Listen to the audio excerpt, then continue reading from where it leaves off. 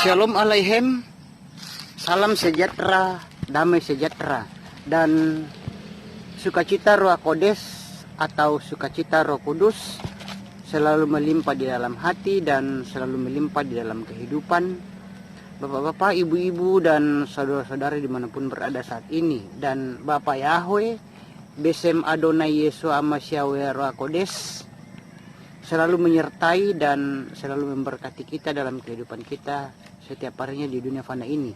Dan kita jumpa lagi di video YouTube Siraman Rohani Umat Nasrani ini.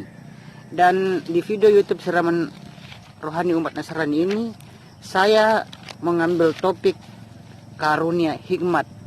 Jadi topik pembicaraan kita di Siraman Rohani Umat Nasrani ini adalah karunia hikmat.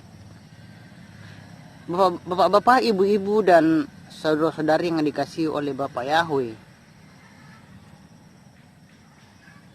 di sini kita akan menguraikan tentang karunia berkata-kata dengan hikmat. Dan saudara-saudara yang dikasihi oleh Bapak Yahweh, firman Bapak Yahweh berkata, justru oleh karena Roh Kodes atau Roh Kudus itulah yang memberikan karunia hikmat.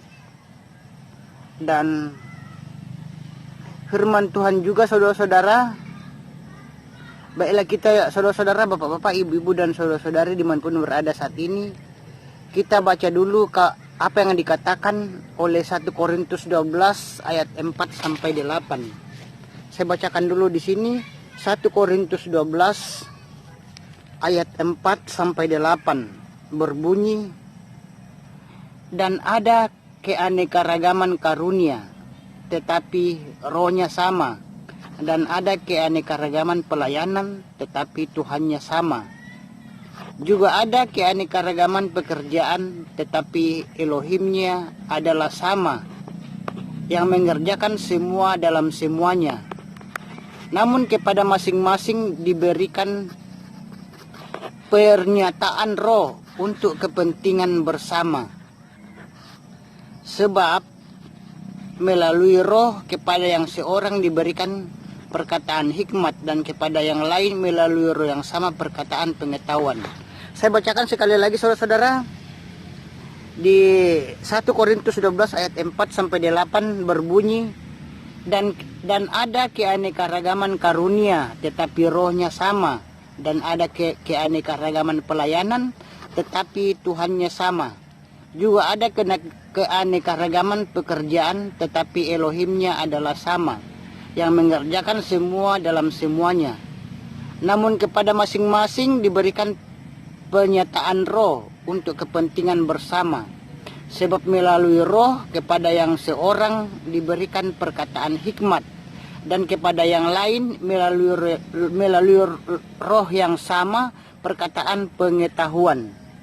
Itulah bapak-bapak, ibu-ibu, dan saudara-saudari pembacaan firman Tuhan kita di 1 Korintus 12 ayat 4 sampai 8. Jadi bapak-bapak, ibu-ibu, dan saudara-saudara yang dikasihi oleh Bapak Yahweh, jadi Roh Kudus itulah, saudara-saudara, Roh Kudus atau Roh Kodes itulah yang memberikan karunia hikmat kepada kita. Dan saudara-saudara, di dalam Amsal juga, saudara, di dalam Amsal juga itu, di dalam Amsal juga itu mengatakan bahwa Tuhan menciptakan langit dan bumi dan segala isinya, dan itu semuanya diciptakannya dengan hikmat. Dan itu tertulis di dalam Amsal 3 ayat 19 sampai 20. Kita bacakan dulu, saudara-saudara, Amsal Sulaiman 3 ayat 19 sampai 20. Apa yang dikatakan oleh Amsal Sulaiman, apa yang dikatakan oleh Amsal 3 ayat 19 sampai 20. Saya bacakan di sini. Ayat 19, Yahweh mendasari bumi dengan hikmat dan mendasari langit dengan pengertian. Ayat 20, kedalaman dipecahkan dengan pengetahuannya, dan awan menitikkan embun. Saya bacakan sekali lagi saudara-saudara, di Amsal 3 ayat 19 sampai 20. Ayat 19, Yahweh mendasari bumi dengan hikmat dan mendasari langit dengan pengertian. Ayat 20, ke dalam dipecahkan dengan pengetahuannya, dan awan menitikkan embun. Itulah saudara-saudara yang dikasih oleh Bapak Yahweh pembacaan kita di Amsal 3 ayat 19 sampai 20. Jadi Tuhan itu menciptakan langit dan bumi dan segala isinya, itu semuanya diciptakannya dengan hikmat saudara-saudara. Dan saudara-saudara dengan hikmat meletakkan dasar bumi dan langit dan segala isinya. Dan itulah yang dilakukan Tuhan kita Bapak Yahweh saudara-saudara. Dan saudara-saudara di sini saya bisa ambil contoh saudara-saudara. Saya juga bisa ambil contoh saudara-saudara di sini, umpamanya kalau kita bisa ambil contoh, misalnya kalau di Sumatera saudara-saudara, di Sumatera itu ada harimau, dan di situ saudara-saudara tidak ada binatang buas yang sama dengan harimau. Tidak ada binatang buas yang sama galaknya dengan harimau, yaitu singa saudara-saudara. Dan saudara-saudara yang dikasih oleh Bapak Yahweh, contoh yang lain juga, misalnya itu di Sungai Nil. Di Sungai Nil itu saudara-saudara ada banyak buaya.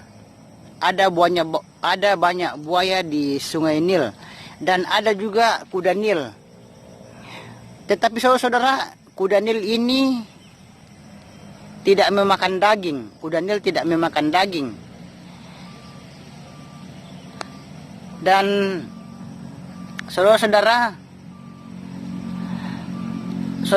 kuda Nil itu tidak memakan daging, tetapi ya, kalau kuda Nil itu memakan daging, maka habislah saudara-saudara buaya yang dimakan oleh kuda Nil.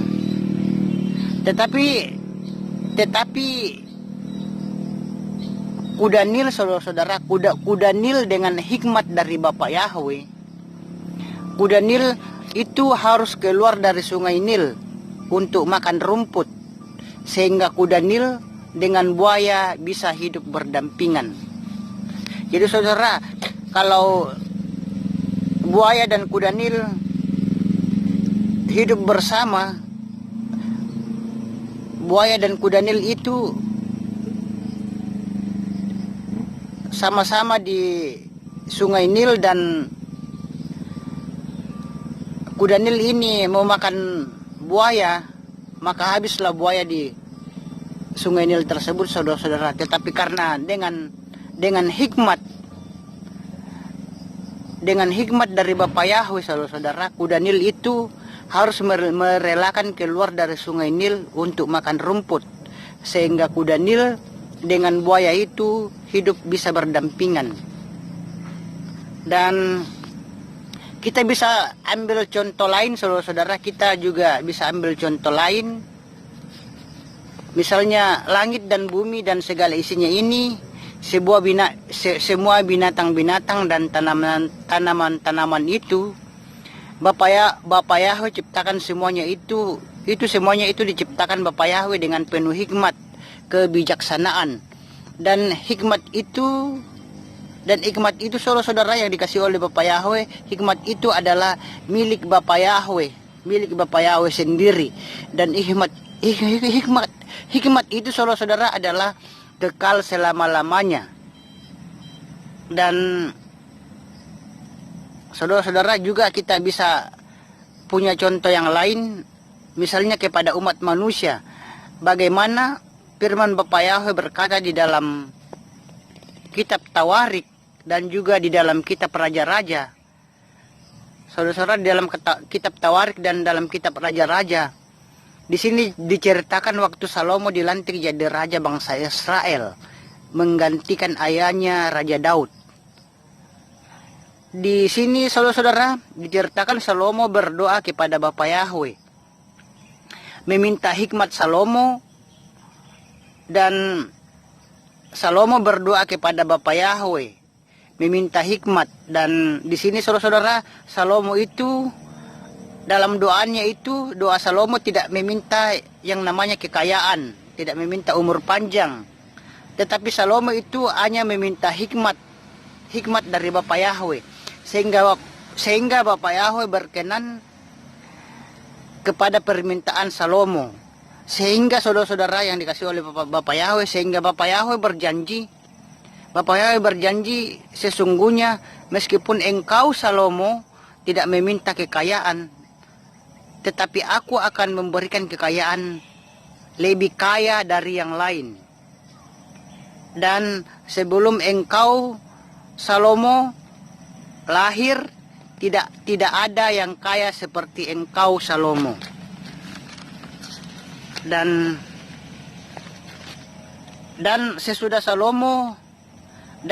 Salomo juga nantinya meninggal dunia, saudara-saudara, tidak ada seperti Salomo kekayaannya. Dan umur panjang pun Bapa Yahweh berikan kepada Salomo. Itulah yang dikatakan Bapa Yahweh kepada Salomo, saudara-saudara. Dan jadi saudara-saudara yang dikasih oleh Bapa Yahweh, betapa hebat saudara-saudara, betapa hebat hikmat yang dari Bapa Yahweh ini, saudara-saudara. Dan ini dibuktikan dalam kerajaan Salomo. Waktu Salomo menghadapi, ini juga dibuktikan dalam kerajaan Salomo waktu Salomo menghadapi dua orang. Salomo menghadapi dua orang ibu yang mempunyai anak sama-sama melahirkan. Jadi di sini Salomo itu menghadapi dua orang ibu yang mempunyai anak, sama-sama melahirkan satu rumah, dalam satu rumah, sehingga si ibu ini yang satu anaknya mati karena kena tidur. Jadi sementara ibunya tidur, bayinya itu mati karena kena tidurnya, saudara-saudara, kena tidurnya, sehingga anaknya mati. Dan satu orang lagi, dan ibu yang satu orang lagi itu anaknya hidup sehingga saudara-saudara mereka bertengkar. Si ibu ini mereka bertengkar memperebutkan anaknya yang hidup ini, saudara-saudara, oleh anak yang hidup ini. Dan yang satu mengatakan ini anak saya, si ibu yang satu lagi mengatakan ini anak saya. Jadi mereka bertengkar memperebutkan satu anak yang masih hidup tersebut. Dan saudara-saudara diceritakan, maka tiba-tiba sampailah berita itu ke telinga Raja Salomo. Dan Raja Salomo dengan hikmat dari Bapa Yahweh, Salomo berkata kepada tentaranya, Salomo berkata kepada prajuritnya bahwa Salomo berkata kepada tentaranya dan prajuritnya, bawalah pedang supaya kita potong dua anak itu. Kita potong dua anak itu, sehingga yang punya anak yang hidup berkata, Baginda Raja Salomo jangan dibunuh, saudara-saudara. Bapak-bapak, ibu-ibu dan saudara-saudara yang dikasihi oleh Bapa Yahweh. Jadi di sini diceritakan bahwa Salomo berkata kepada tentaranya atau prajuritnya, bawalah pedang supaya kita potong dua anak itu. Potong dua anak itu saja.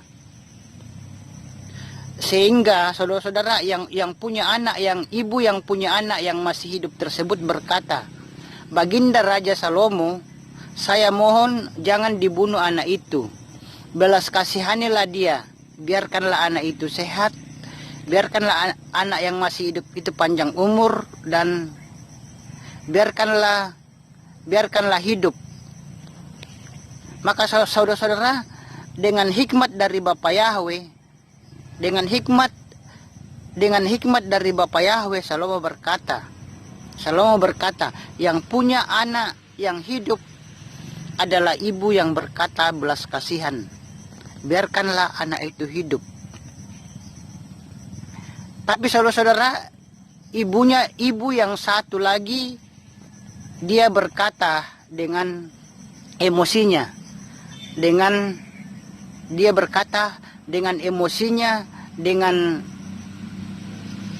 keinginan dagingnya, dia berkata, biarlah dipotong dua supaya adil. Tetapi saudara-saudara, dengan hikmat dari Bapa Yahweh, Salomo berkata, yang punya anak yang hidup adalah, yang punya anak yang masih hidup itu adalah ibu yang berkata belas kasihanilah. Biarkanlah anak itu hidup. Jadi saudara-saudara, jadi jelaslah di sini bahwa hikmat dari Bapa Yahweh kepada Salomo, yaitu kepada ibu yang mempunyai belas kasihan anak itu. Biarkanlah sehat, panjang umur, dan anak itu dikembalikan kepada ibu yang mempunyai belas kasihan. Dan saudara-saudara yang dikasihi oleh Bapa Yahweh, sesudah bangsa Israel mendengar hikmat dari Bapa Yahweh kepada Salomo, maka mereka itu semuanya takjub kepada Salomo dan takut kepada Salomo, dan mereka segan dan tunduk kepada Raja Salomo. Dan bukan hanya itu, saudara-saudara yang dikasihi oleh Bapa Yahweh, bukan hanya itu, seluruh dunia, raja-raja dan seluruh dunia itu berada,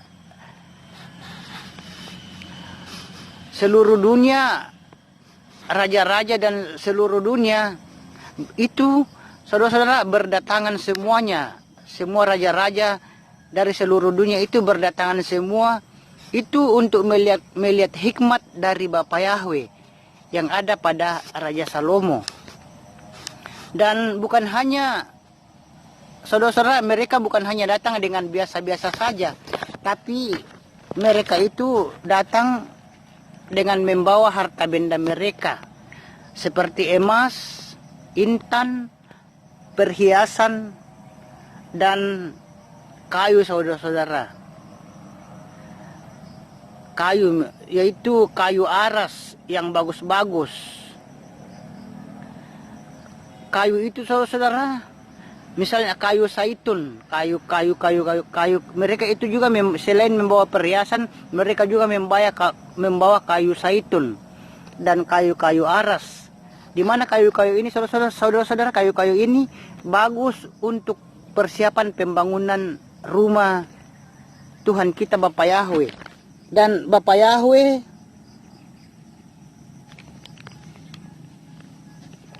dan saudara-saudara, kayu-kayu itu, saudara-saudara, dipakai untuk membangun rumah Bapa Yahweh yang Bapa Yahweh suruh, di mana rumah Bapa Yahweh itu dibangun, yang Bapa Yahweh suruh dibangun oleh Raja Salomo. Jadi saudara-saudara, Raja Salomo juga itu menyuruh Bapa Yahweh itu membangun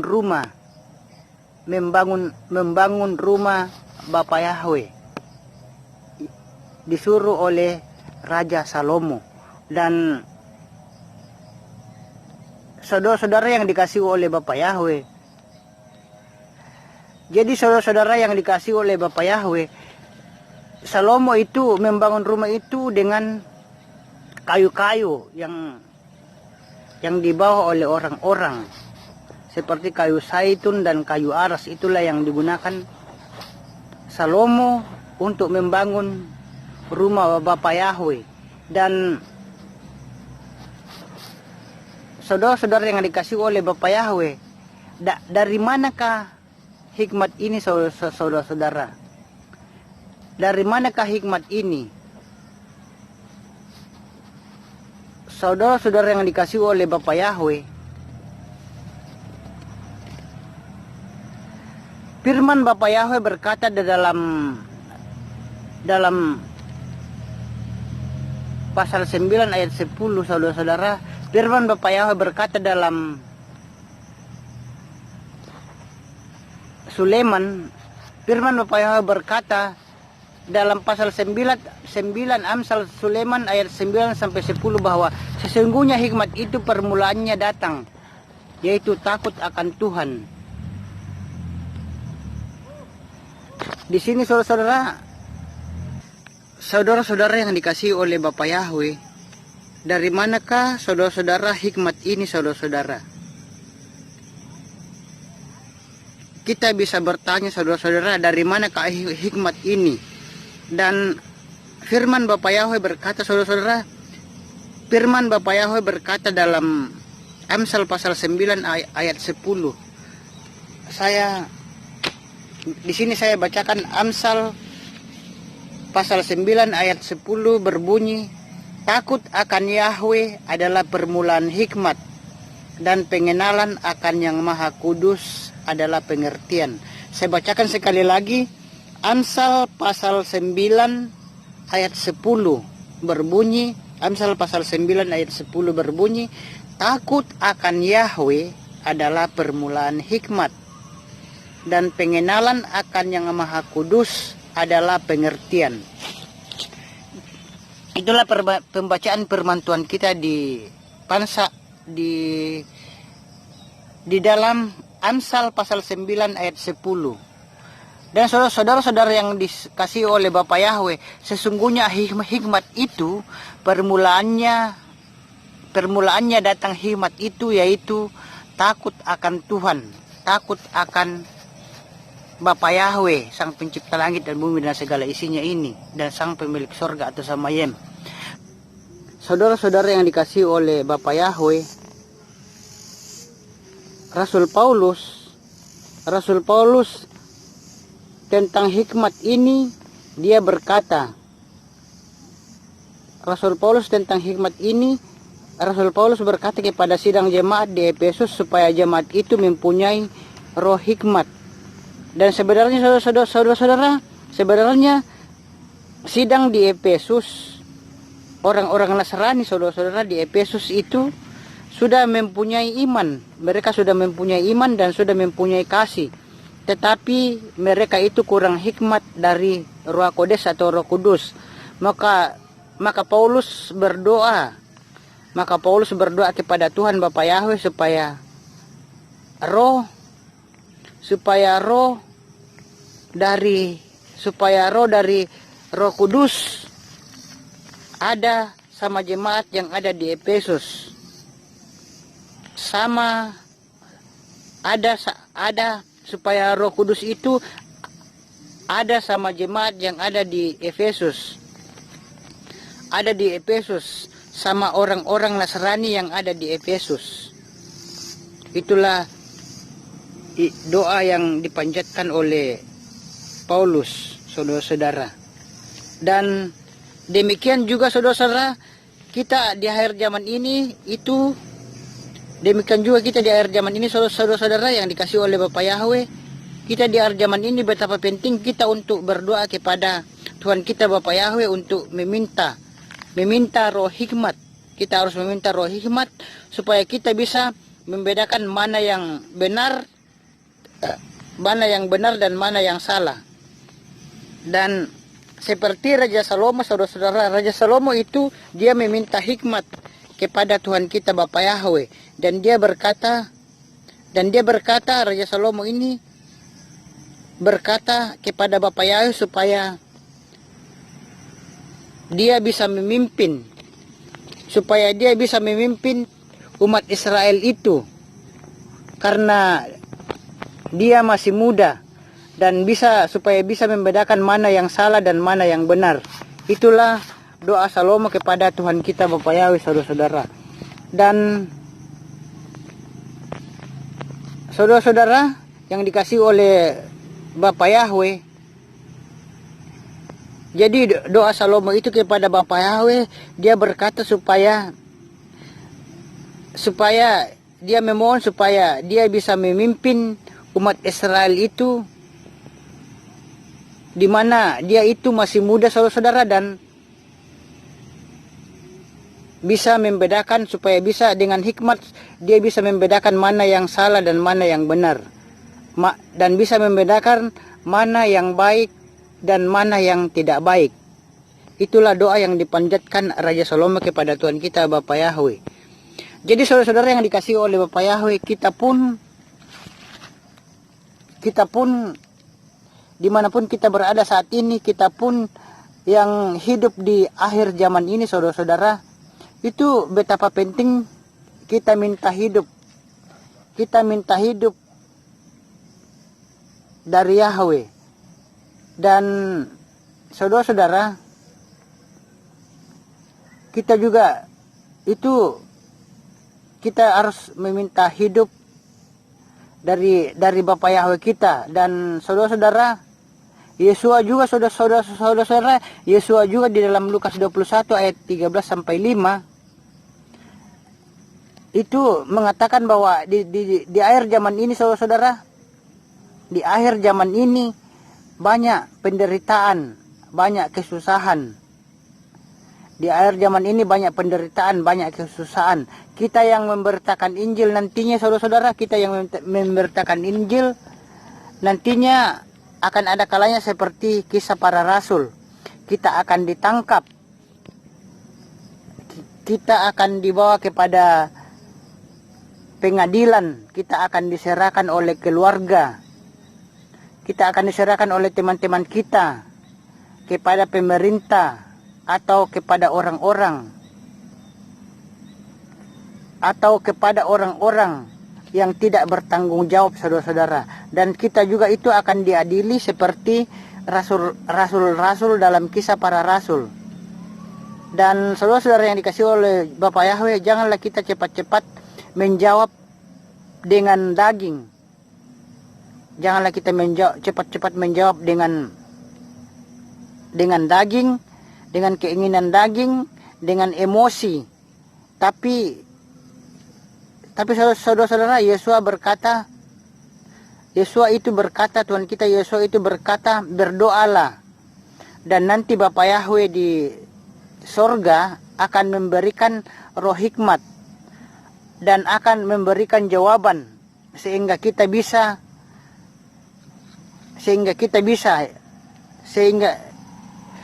roh Yahweh akan memberikan kita roh hikmat. Bapa Yahweh di surga akan memberikan kita saudara-saudara roh hikmat dan akan memberikan kita jawaban. Dan roh hikmat itu saudara-saudara, roh hikmat yang diberikan oleh Bapa Yahweh itu akan menjadi jawaban kita, yang benar, sehingga kita itu saudara-saudara tidak bisa dilawan oleh siapapun yang memanggil kita. Dan saudara-saudara yang dikasihi oleh Bapa Yahweh, bahkan Yesua juga itu berkata, satu rambut pun tidak bisa tercabut kalau Tuhan kita Bapa Yahweh tidak kehendaki. Jadi saudara-saudara, betapa hebatlah saudara-saudara yang dikasihi oleh Bapa Yahweh, betapa hebat hikmat dari Tuhan kita Bapa Yahweh. Demikian juga saudara-saudara, Bapa Yahweh juga itu dia katakan dalam Wahyu pasal 13 tentang tanda-tanda antikris. Dalam Wahyu pasal 13 tentang tanda-tanda antikris atau 666. Dan saudara-saudara, banyak iblis mempergunakan ini saudara-saudara supaya manusia ketakutan. Dan saudara-saudara yang dikasihi oleh Bapa Yahweh, jadi kalau manusia sudah ketakutan oleh karena dicap 666 sehingga imannya itu tidak teguh lagi. Dan itulah saudara-saudara sebabnya maka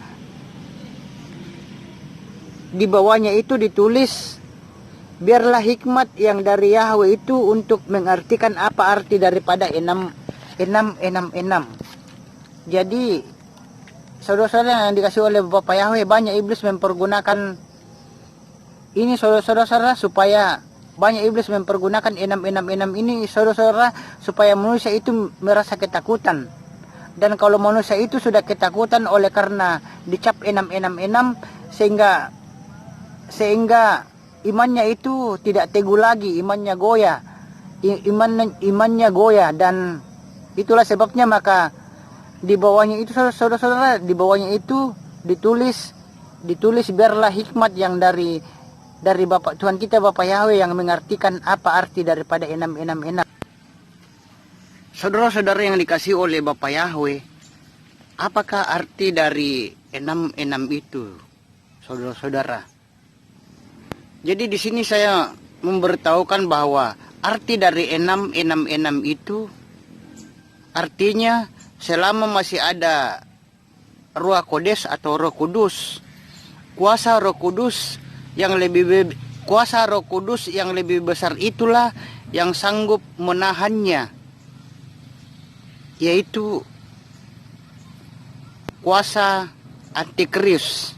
Jadi saudara-saudara yang dikasih oleh Bapak Yahweh, kuasa Roh Kudus atau Roh Kodes itu yang sanggup menahan kuasa antikris.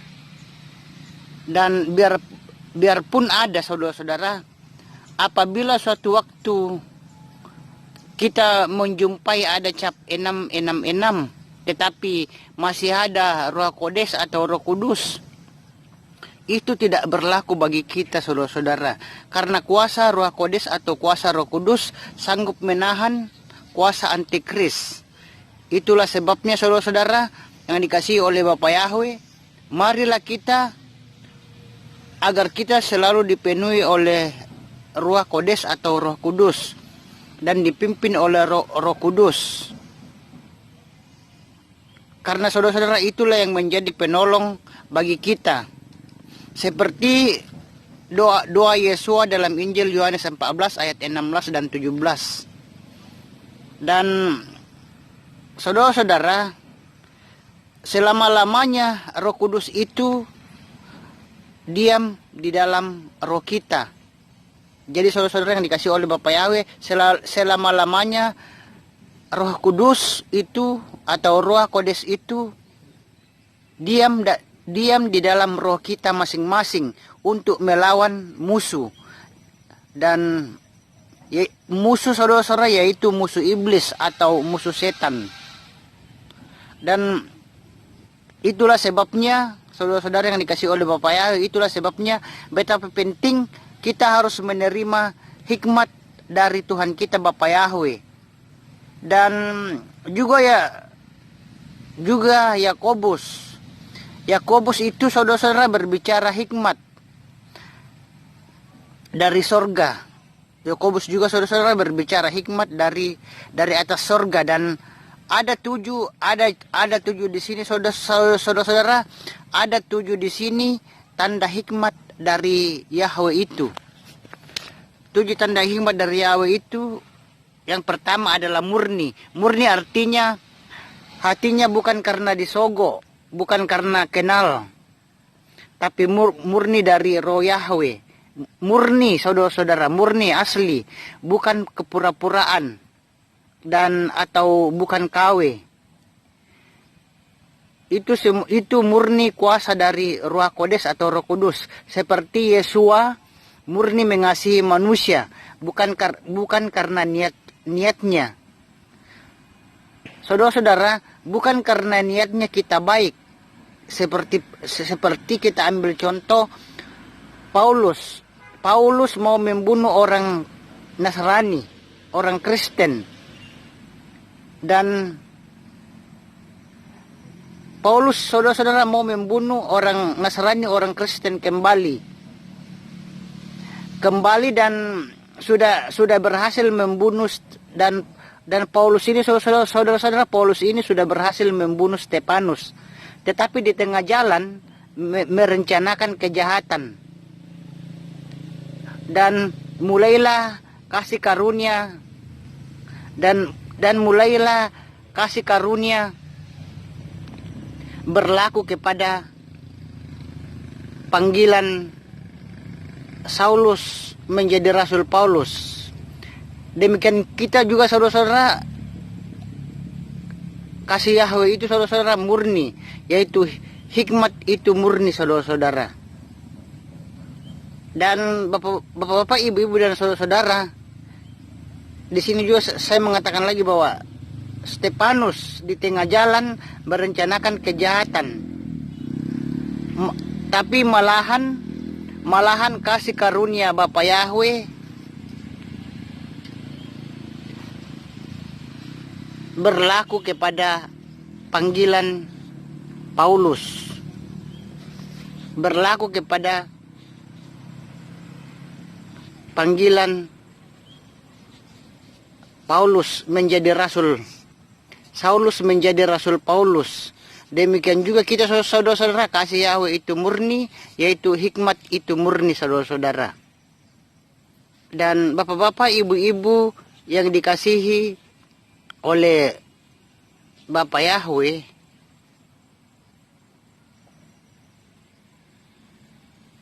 yang kedua adalah pendamai. Jadi hikmat dari atas surga ada 7. Yang pertama tadi adalah murni, dan yang kedua adalah pendamai. Pendamai, kalau kita punya hikmat dari Ruach Kodes atau Roh Kudus, maka kita selalu berdamai, tidak mau bertengkar, tidak mau berlawanan, dengan sesama hamba-hamba Tuhan, tidak mau berlawanan dengan sesama jemaat, sesama orang lain. Dan kalau umpamanya saudara-saudara, kalau umpamanya lain pengertiannya, kita berdoa bukan kalah, tapi berdoa bagi mereka yang tidak menerima atau menantang. Tapi janganlah kita berkesempatan untuk bertengkar, tetapi berdamailah saudara-saudara, berdamai. Kita harus berdamai. Jadi saudara-saudara, pendamai kalau kita punya hikmat dari Ruach Kodes atau Roh Kudus, maka kita akan selalu berdamai. Kalau kita punya hikmat dari Ruach Kodes atau Roh Kudus, maka kita itu akan selalu berdamai, tidak mau bertengkar, tidak mau berlawanan dengan sesama hamba-hamba Tuhan kita Bapa Yahweh, tidak mau berlawanan dengan sesama jemaat, sesama orang lain. Dan kalau misalnya umpamanya lain pengertiannya saudara-saudara, kita itu berdoa bukan karena kalah, tetapi berdoa bagi mereka yang tidak menerima atau menantang kita, menerima kita atau menantang kita. Tapi janganlah kita berkesempatan untuk bertengkar, dan kita harus tetap berdamai selalu saudara-saudara. Dan yang ketiga adalah ramah. Kita harus ramah saudara-saudara. Semua orang ciptaan Bapa Yahweh, kita harus kasihi. Contohnya apakah itu pejabat, anak sekolah, tidak sekolah, pemulung, orang kaya, orang miskin, itu semuanya harus kita kasihi saudara-saudara, tanpa membedakan ras. Dan saudara-saudara yang dikasihi oleh Bapa Yahweh, yang keempat adalah penurut. Artinya menuruti firman Tuhan kita Bapa Yahweh, tidak ada alasan ini dan itu. Sama seperti murid-murid Yesua. Engkau ikut aku, kata Yesua Masya. Maka ikutlah Simon, ikutlah Petrus.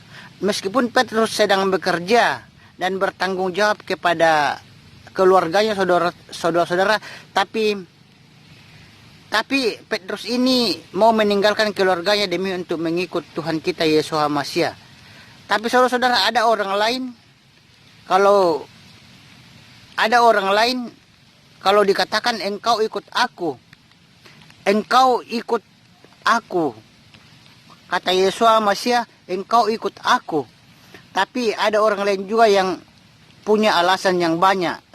Misalnya alasannya baru selesai nikah lah, baru selesai beli ladang lah, dan banyak lagi alasan-alasan yang lain. Mungkin alasan-alasan yang lainnya, keluarga saya ada yang sakit lah, dan alasan-alasan yang lain. Jadi saudara-saudara, kalau kita dipanggil oleh Tuhan kita Yesus Amasia, kita harus segera ikut. Meskipun kita harus meninggalkan keluarga kita yang kita kasihi. Kita tidak boleh memiliki atau mempunyai alasan-alasan.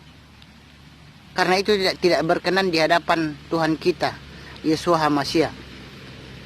Dan bagi kita yang sudah dipanggil, saudara-saudara, bagi kita yang sudah dipanggil, apakah kata firman Bapa Yahweh, apa yang dikatakan oleh firman Bapa Yahweh kita lakukan. Dan saudara-saudara, apa yang dikatakan oleh firman Bapa Yahweh kita lakukan. Dan saudara-saudara, dan firman yang Bapa Yahweh katakan itu sesuai dengan pimpinan Roh Kudus, saudara-saudara.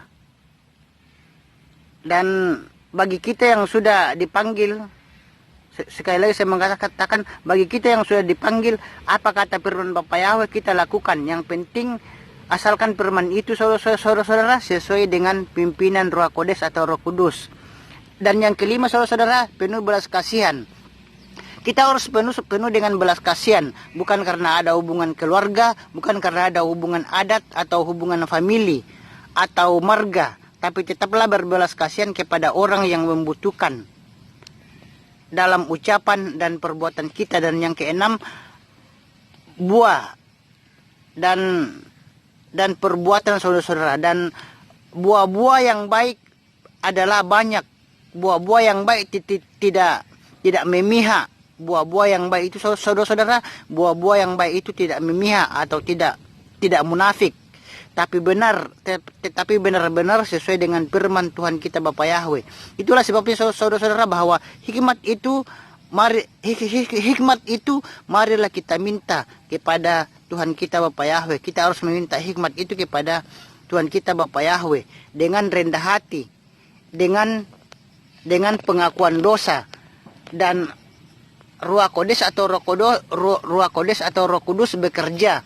Maka hikmat dari Bapa Yahweh bekerja kepada kita. Dan yang terakhir, Paulus berkata, yang ketujuh, terakhir Paulus berkata dalam Kolose 2 ayat 3 bahwa harta hikmat itu semua terkumpul dalam Yeshua Hamasiah. Dan Yeshua Hamasiah ada dalam diri kita dengan mengimaninya. Maka hikmat itu akan bekerja. Jadi saudara-saudara, saya katakan bahwa dalam Kolose 2 ayat 3 bahwa mengatakan bahwa harta hikmat itu semua itu terkumpul dalam Yeshua Hamasiah. Dan Yeshua Hamasiah ada dalam diri kita dengan ada dalam diri kita masing-masing dengan mengimaninya. Maka hikmat itu akan bekerja. Dan marilah kita, saudara-saudara, dimanapun berada saat ini, marilah kita untuk selalu setia sampai akhir dengan penuh hikmat, bijaksana.